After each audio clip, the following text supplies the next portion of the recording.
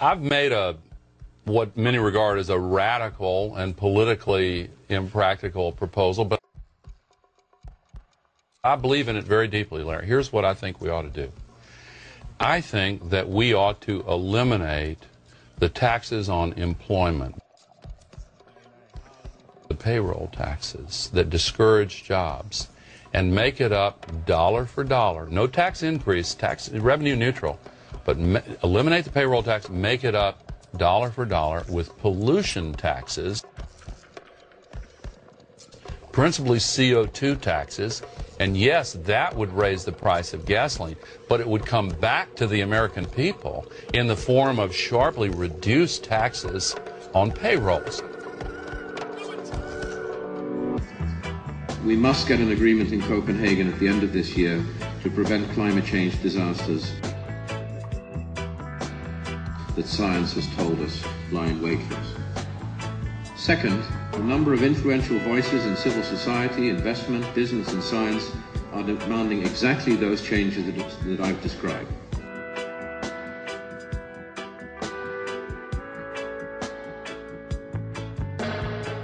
Industrialized countries must commit to clear emission reduction targets towards the IPCC recommended cuts of -25% to 40% by 2020 over 1990 levels. First, rebuilding financial stability.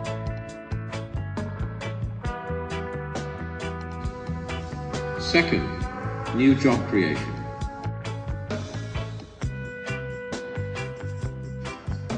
We must get an agreement in Copenhagen at the end of this year to prevent climate change disasters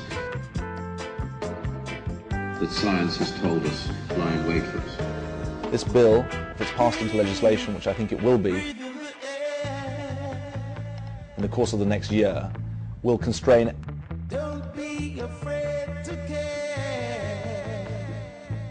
every future UK government to ensure that its carbon emissions do not exceed the level of budgets that are agreed between a carbon committee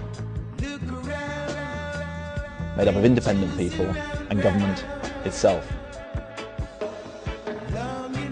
The bill will have impacts for government itself and the way it runs its own operations, for businesses who should now have clear and consistent messages about the way in which the UK is determined to lead the fight against climate change, and also for individuals. Because in the end, this isn't something that governments and businesses can do alone. We need the choices that individuals make about electricity, about heat and about transport. Also to respect environmental limits and to ensure that we live within our means environmentally. I hope that this isn't just a bill of interest to people who live in Britain, because obviously climate change is a global problem that requires a global solution. I believe it's vital that advanced industrialised countries, richer countries like the UK, do take a lead and fulfil their responsibilities to cut their own emissions. But it's also important we use that leverage to ensure that countries who are seeking development, quite rightly, have a choice to choose a low-carbon path of development rather than to repeat the mistakes of the industrialised countries. Therefore, I hope this bill will give confidence to people in developing countries to know that a country like the UK is determined to fulfil its responsibilities, but is also determined to be part of a worldwide coalition to tackle climate change. The bill is going to be debated far and wide in the UK over the next few months. We're having a pre-legislative period so that everyone, whether in business or in schools or private citizens, can have their say about the climate change bill.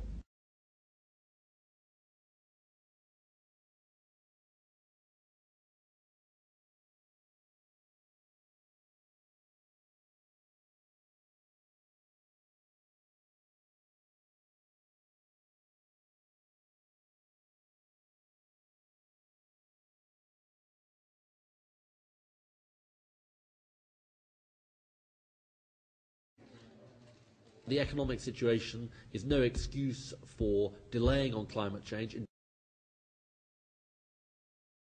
Quite the opposite, because we know that the longer we wait, the more it costs in terms of climate change. That's what the Stern report showed. And I also think there are ways that we can tackle the economic situation that we face and the climate situation that we face. For example, the interest that President-elect Obama has shown and that we're showing in Britain and that others are showing in so-called green-collar jobs.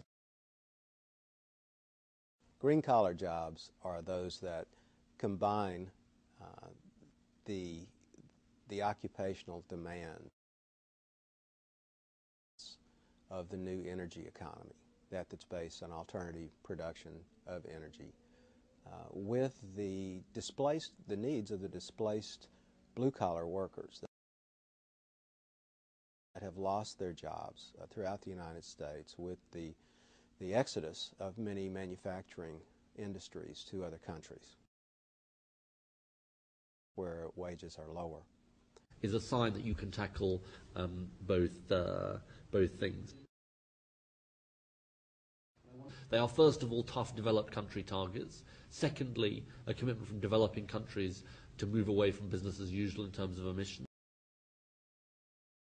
And thirdly, a flow of finance from developed to developing countries.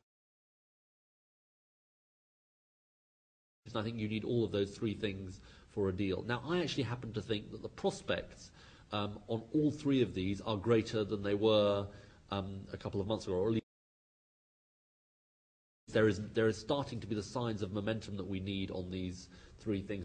That shows a willingness on the part of the UK to talk about these issues of finance and find a way forward. And I think all of us accept, I think this is really very important, that finance must be, and technology, must be part of an eventual agreement at Copenhagen.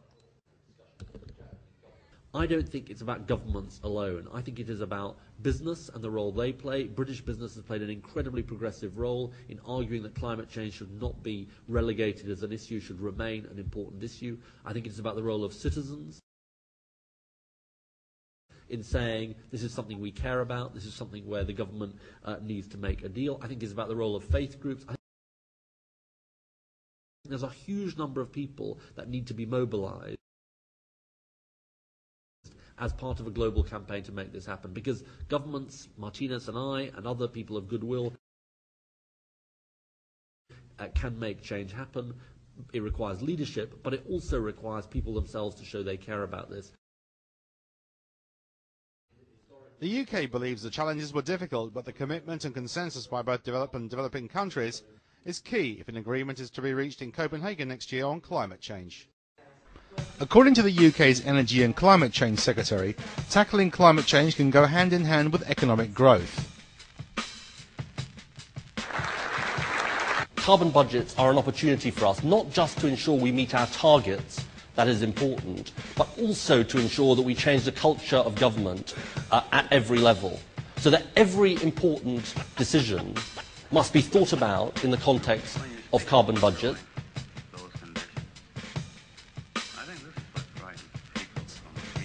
And either it will be accommodated within that budget, or decisions will have to be made to offset or find other reductions in emissions elsewhere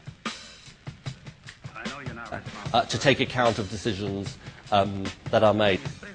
Because for an individual company, the incentive to invest in what is essentially a not fully proven technology is insufficient. Yeah, this isn't about sort of a DIY country. Because if you had a DIY country without any role for government, then where would the funding come from for all the important things that people want done in a particular area, for example? What's the key thing about the internet? The key thing about the internet is it makes that easier to do.